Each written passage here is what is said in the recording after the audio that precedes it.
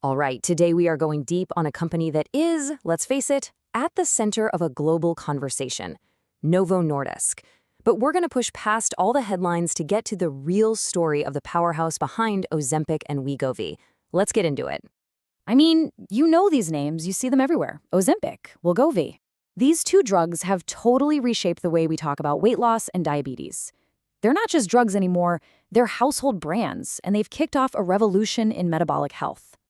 But here's the thing, just calling Novo Nordisk the Ozempic company, well, it's true, but it's also missing the point. It misses this incredible century-long story of how this focused Danish machine was built. So what is it really?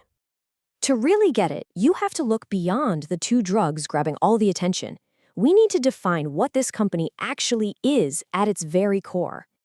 Okay, this sentence right here, this is the whole ballgame. It is a franchise laser-focused on metabolic diseases, think diabetes and obesity. And the business model is brilliant. It uses the steady, reliable profits from its established diabetes drugs to go after the massive, massive growth opportunity in obesity. That's the secret sauce. And, it's just as important to understand what it isn't.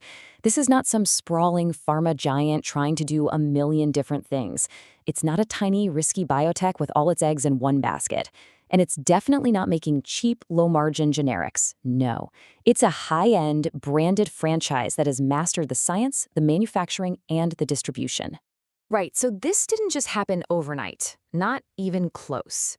To understand how they built this incredible focus, you really have to go back in time. About 100 years, actually. The story starts way back in 1923, right at the dawn of the insulin revolution. For decades, they just got better and better at one thing.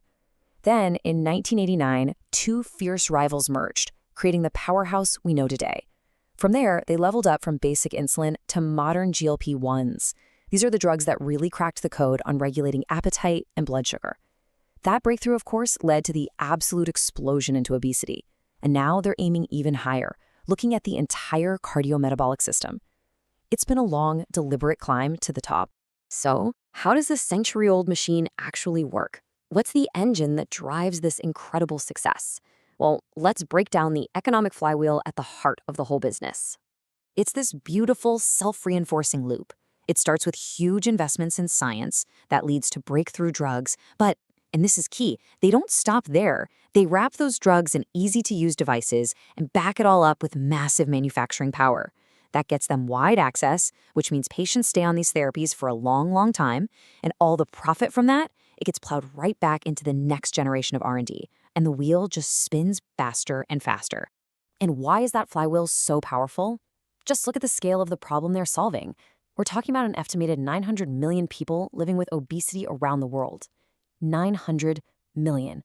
The market is absolutely enormous, and honestly, we're just in the very first innings of tackling it. This is why it's so incredibly hard to compete with them. Their competitive advantage, their moat, isn't just the patent on Ozempic. It's the whole ecosystem. It's the science, the user-friendly pens, the ability to manufacture at a global scale, and the deep, deep relationships with doctors and insurance companies. You can't just copy the drug. You have to replicate this entire system. It's a huge barrier to entry. Okay, so we've got this dominant, century-old machine with a powerful engine. It sounds unstoppable, right? Well, this is where the story takes a really dramatic turn.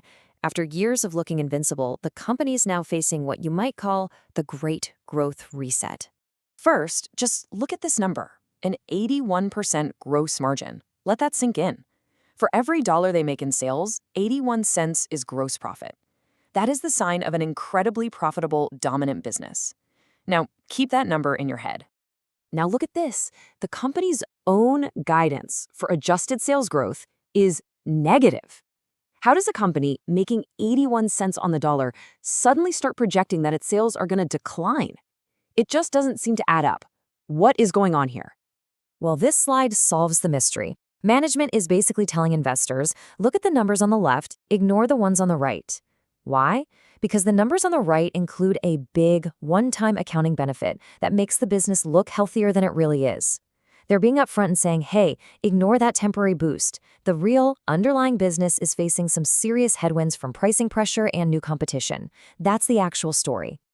So, all of this, the incredible success, the powerful moat, and now the sudden growth reset, it brings us right to the central debate for this company and for anyone investing in it.